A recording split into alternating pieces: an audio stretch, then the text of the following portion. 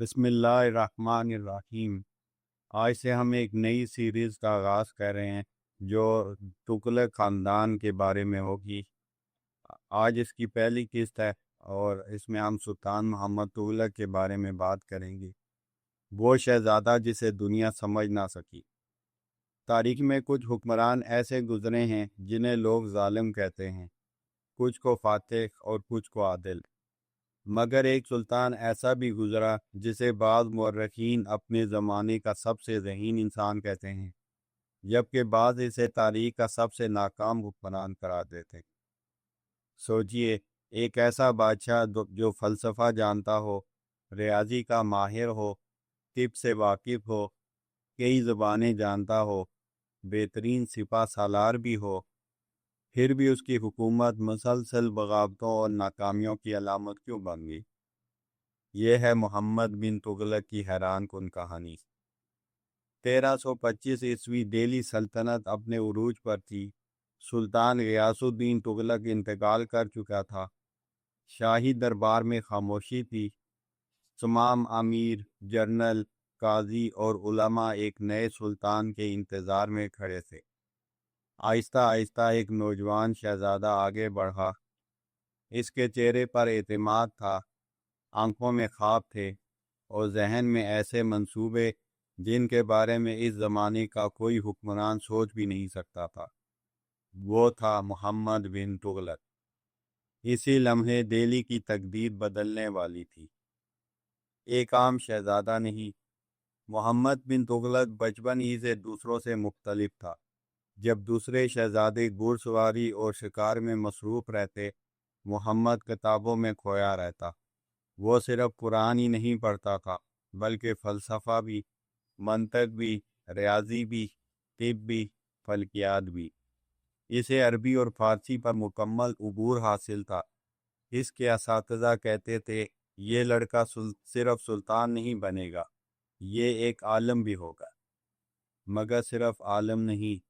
اگر آپ سمجھتے ہیں کہ محمد صرف کتابوں کا آدمی تھا تو آپ غلطی کریں گے۔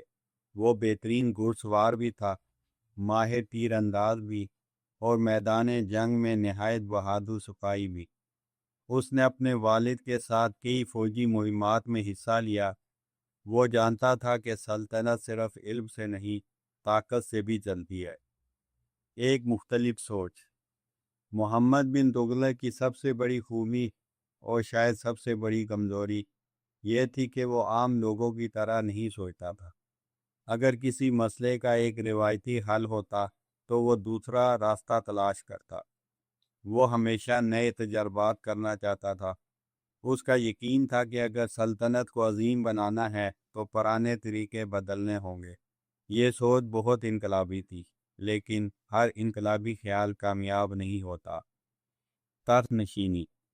1325 میں محمد بن تغلق دہلی کا سلطان بن گیا۔ اسے ایک مضبوط سلطنت ملی، خزانہ بھرا ہوا تھا، فوج طاقتور تھی، سرحدیں محفوظ تھیں۔ بہت سے حکمران ایسی سلطنت پا کر مطمئن ہو جاتے ہیں، مگر محمد بن تغلق مطمئن نہیں تھا۔ اس کا خواب صرف حکومت کرنا نہیں تھا، وہ تاریخ بدلنا چاہتا تھا، خواب جو زمانے سے آگے تھا۔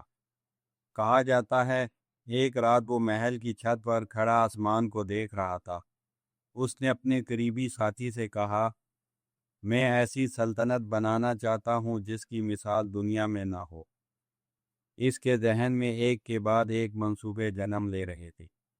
ایک نیا دارالحکومت، ایک نئی کرنسی، ایک بہت بڑی فوج، اور پورے بر صغیر کو ایک مضبوط مرکزی حکومت کے تحت لانے کا خواب۔ اس کے ارادے عظیم تھے، مگر کیا اس زمانے کے حالات ان خوابوں کا ساتھ دے سکتے تھے؟ حقیقت۔ یہاں ایک عام بات سمجھنا ضروری ہے۔ محمد بن تغلق کو اکثر پاگل سلطان کہا جاتا ہے، لیکن جدید مورخین اس رائے سے اتفاق نہیں کرتے۔ ان کے مطابق محمد بن تغلق غیر معمولی ذہین، تعلیم یافتہ اور صاحب مطالعہ حکمران تھا۔ اس کی اصل مشکل اس کی ذہانت نہیں، بلکہ اس کے منصوبوں کا عملی نفاذ تھا۔ وہ ایسے خواب دیکھ رہا تھا جن کے لیے اس دور کا انتظامی ڈھانچہ ابھی تیار نہیں تھا۔ اختتام۔ یوں 1325 دہلی کے تخت پر ایک ایسا سلطان بیٹھا جو علم میں اپنے زمانے سے آگے تھا، جس کے خواب بہت بڑے تھے، جس کے منصوبے غیر معمولی تھے، اور جس کی شخصیت آج بھی مورخین کے درمیان بحث کا موضوع ہے۔